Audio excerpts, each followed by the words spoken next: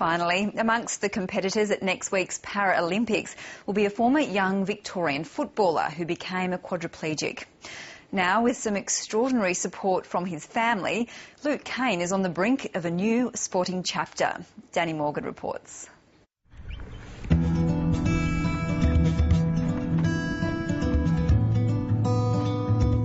In a small, custom-built rifle range on the Mornington Peninsula, Luke Cain's daily practice session is about to get underway.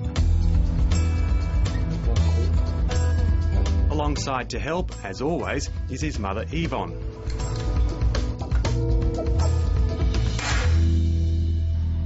The pair are honing the routine that will be crucial to success in their most important competition yet. In September, Luke will represent Australia in the 10-metre air rifle competition at the London Paralympics. I'm so proud of him because of, what he's achieved in a small period of time, but also that, I can share it with Luke. Just cock it first. Over the past 13 years, Luke Cain and his mother have shared many moments, both good and bad.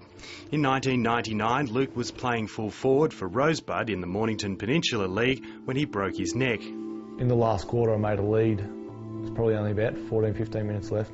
Second last game of the season. And I let out, looking back at the ball like that to take a mark, and had my eyes sort of on the ball and ran in, and teammate was doing the same thing. We ran into each other and I hit the ground. I tried to get up and just couldn't get up. Eventually the ambulance turned up about 40 minutes later and I was rushed to Frankston Hospital.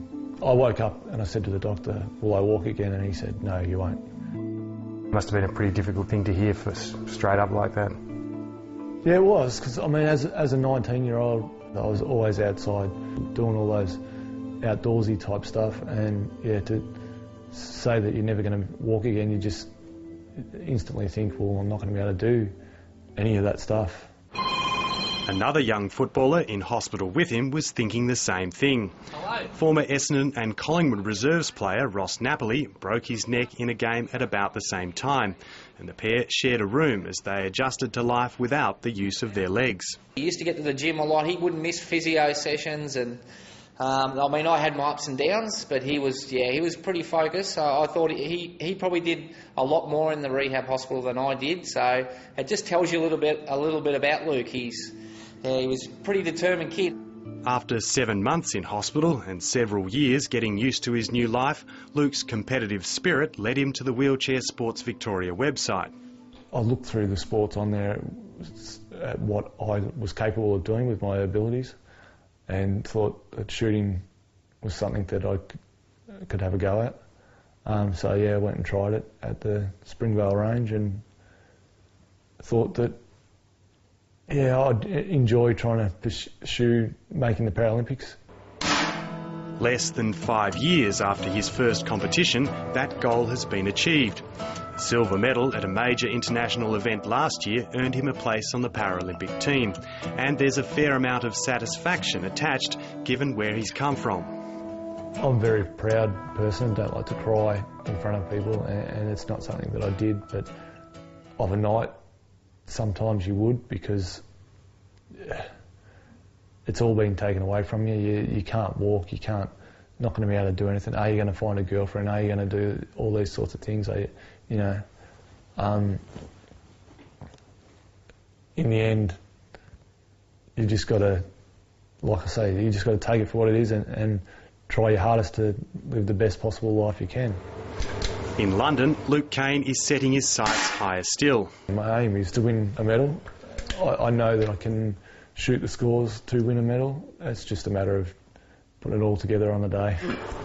A key part of putting it all together is the role played by his mother. She gave up a massage business several years ago to attend interstate and overseas competitions as her son rose through the ranks.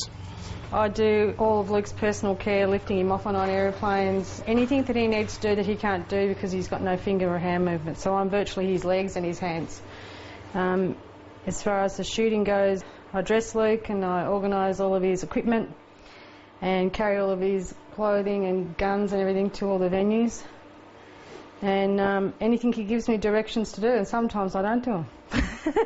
Being a mother, I can give him a hard time, so... In London, she will again stand beside him, loading the rifle and stepping away as he takes the shot. We have given a lot up to help out with Luke's shooting, in family-wise and going away and giving time up, but it's worth it. Because at the end of the day, we're going to bring home gold. Aren't we? That's the plan.